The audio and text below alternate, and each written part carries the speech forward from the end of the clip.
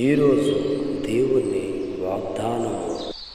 నీకు వాగ్దానం ఇచ్చిన దేవుడు నమ్మదగిన వాడు, విడవడు, ఎడబాయడు. Praise the lord. అందరూ బాగున్నారు కదూ? మరోసారి ఈ ఉదయకాలమే దేవుడి ముందులో మొరపెట్టి దేవుడిచ్చిన వాగ్దానం చేతపట్టుకొని మీ ముందుకు రావడానికి ప్రభు ఎంతో కృప చూపించారు. సమయం అందుచిన ప్రార్థన ద్వారా దేవుడిచ్చిన వాగ్దానం ధ్యానం చేసుకుందాం. పరిశుద్ధుడా, ప్రేమ కలిగిన తండ్రి, మీరిచ్చిన వాగ్దానాన్ని చేతపట్టుకొని ముందుకు నిలిచి ఉండగా మీ సహాయం అందించమని యేసయ్యను అడుగుచున్నాం తండ్రి. ఆమేన్. ఈరోజు దేవుడు మనకిచ్చిన వాగ్దానం కీర్తన గ్రంథం 94వ అధ్యాయము 14వ వచనం. యెహోవా తన ప్రజలను ఎడబాయేవాడు కాడు, తన స్వాస్థ్యమును విడనాడువాడు కాడు. దేవుడి స్తోత్రం. ఈ లోకంలో చాలామంది మనుషులు మనతో మాట చెప్తూ ఉంటారు. జీవితకాలం అంతా మీతోనే ఉంటాము అని మాట్లాడుతూ ఉంటారు. స్నేహితులు అనబడిన వారు కూడా కొన్ని మాటలు మనతో పలుకుతూ ఉంటారు. ఎప్పుడు నిన్ను విడిచిపెట్టను, నీతోనే ఉంటాను అని వారు మాట్లాడుతూ ఉంటారు. మనల్ని ప్రేమిస్తున్నాను అన్నవారు కూడా కొన్ని మాటలు మన ముందు ఉపయోగిస్తూ ఉంటారు. జీవితకాలం అంతా ఎన్ని ఆటంకాలు వచ్చినా మరి నీతోనే ఉంటాను అనే మాటలు వారు మాట్లాడుతూ ఉంటారు.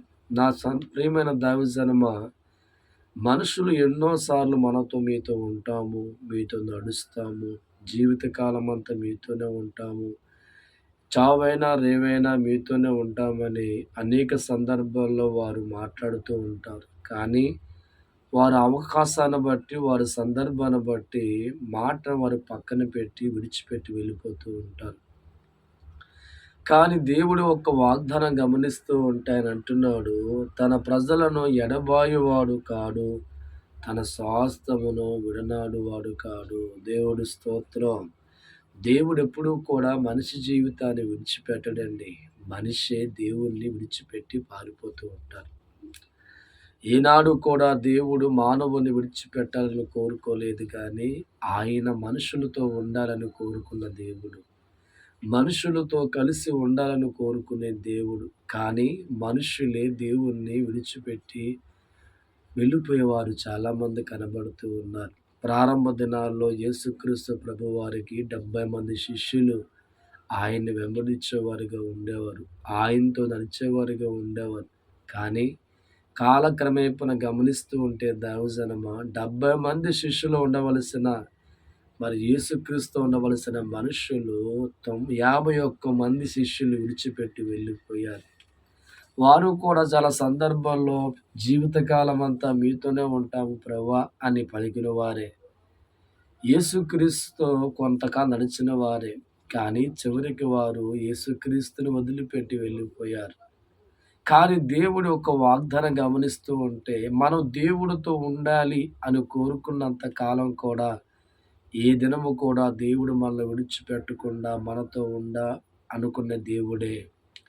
ఈ రోజుల్లో చాలామంది జీవితాల్లో మనుషులు ఇచ్చిన వాగ్దానం నమ్ముకొని, అనగా జీవితకాలం అంతా నీతోనే ఉంటాను, నా ప్రాణం పోయిన నీతోనే ఉండి చెప్పే మనుషుల మాట నమ్ముకొని వారు ఉంటారు అనుకొని భ్రమించి వాళ్ళతో కలిసి వెళ్ళాలని కోరుకుంటారు. కానీ కొన్ని సందర్భాల్లో మాట ఇచ్చిన వారే వదిలిపెట్టి వెళ్ళిపోతూ ఉంటారు. అనాథగా విడిచిపెట్టి వెళ్ళిపోతారు.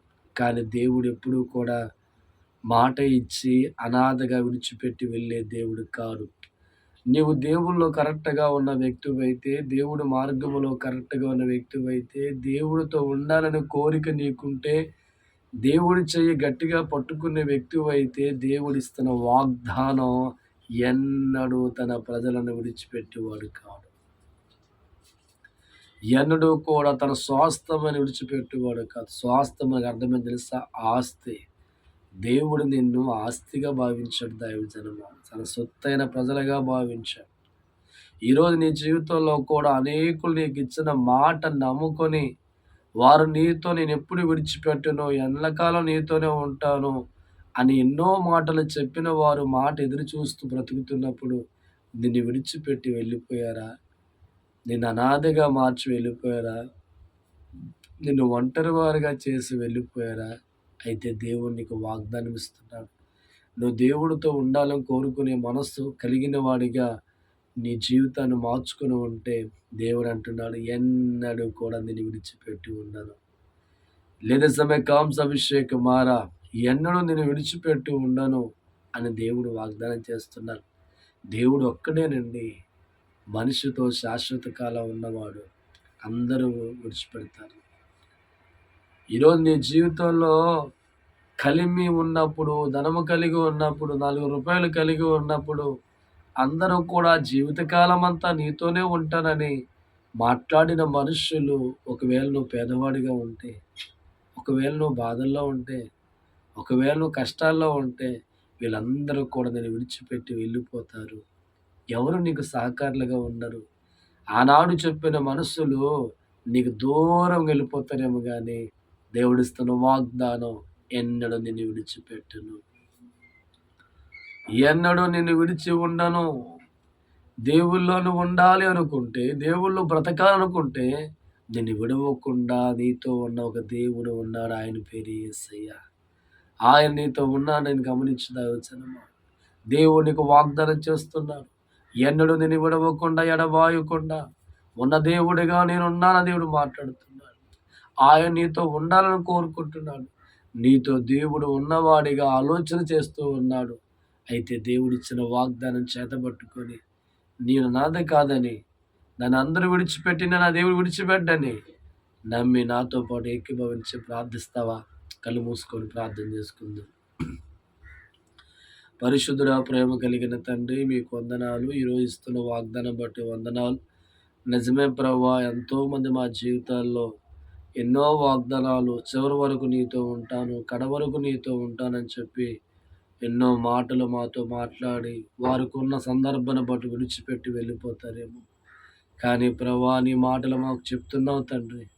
ఎన్నడూ విడిచిపెట్టే దేవుడు కాదని మాట్లాడుతున్నాను బట్టి నీకు స్తోత్రములు తండ్రి. ఇది నీ వాగ్దానం నమ్మి ప్రార్థిస్తున్న కుటుంబాలు జ్ఞాపకం చేసుకో. ఎంతమందికైతే నేను వివాహం కాక ఉన్నారు, వివాహం జరిగించండి. ఎంతమందికైతే బిడ్డలు లేక ఏడుస్తున్నారో వారి బిడ్డలు కలిగించేయండి.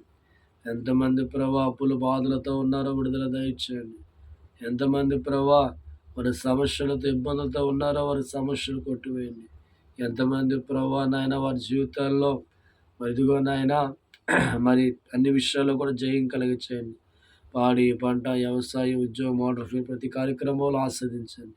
ప్రతి ఒక్కరికి కోపి చూపించమని యేసయ్య నడుచున్నాం తండ్రి. ఆమేన్. దేవుడు మిమ్మల్ని మీ కుటుంబాన్ని సదాకాలం దీవించును గాక.